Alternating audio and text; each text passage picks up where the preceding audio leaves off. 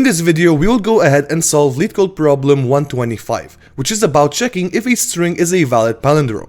A string is said to be palindrome if it can be read forward same as backward. So if you flip the word, it should stay the same word. To solve this problem, we will use the two-pointer approach, which consists of having one pointer pointing at the first element and another pointer that points to the last element. Basically, these pointers will work together to check if the element that they point at are equal. If they are, then we can continue the flow of the program until we reach a point where the pointers are pointing at the same element, and so the string is a valid palindrome. Let us see another case. We will use the two-pointer approach in order to find if this string is valid palindrome or not.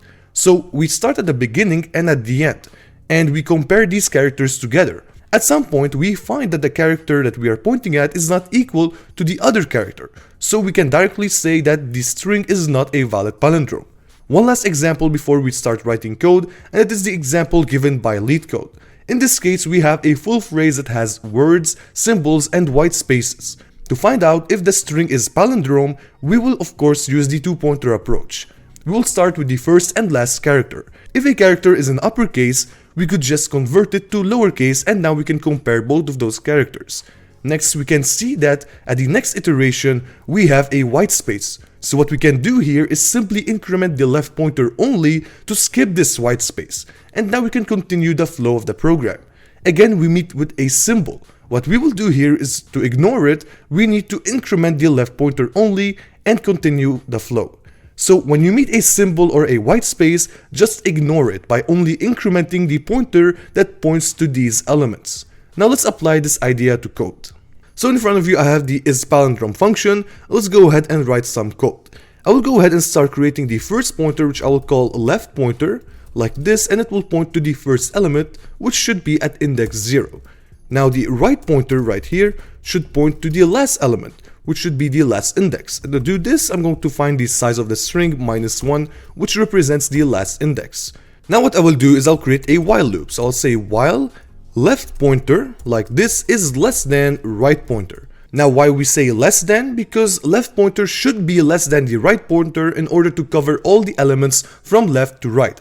And at some point, left and right pointer will be equal to each other. So at this case, the string will be a valid palindrome. Now I'm going to write an if statement, and this if statement will be used to check if the element that is pointed by the left pointer is a character. Now how to do this in C++? We could use a function called isALnum, and this is a built-in function that checks if the given argument is a character.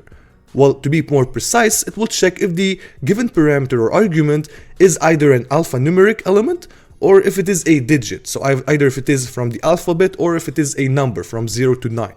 So if I go ahead and say s indexed left pointer like this, this will check if this element pointing or of this element at this specific index is a character or not. It will of course return a boolean.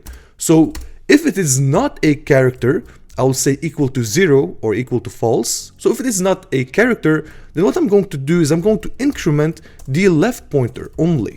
So I'll say left pointer plus plus, and I'm going to continue the flow of the program.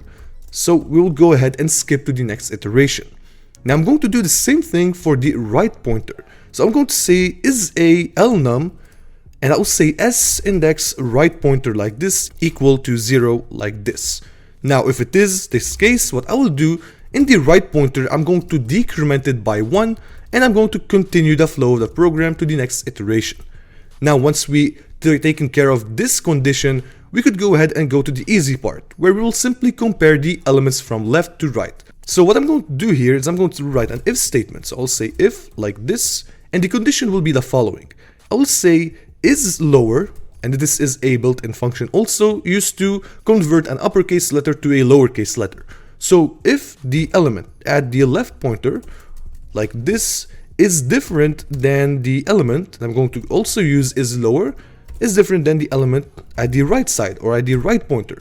So if these two elements are different, that means our string is not palindrome. So I will return false. Now, if this is not the case, that means these two strings are actually equal. So the flow of the program will continue until left pointer is equal to right pointer. Therefore, this string is palindrome, and I'll say here return true like this. Now, in case you're wondering why did I use continue, well, let's take this example. When we arrive to the comma right here, we must ignore it, so I increment the left pointer by 1. Now, if I didn't have the continue, the flow of the program will actually continue to the next if statement.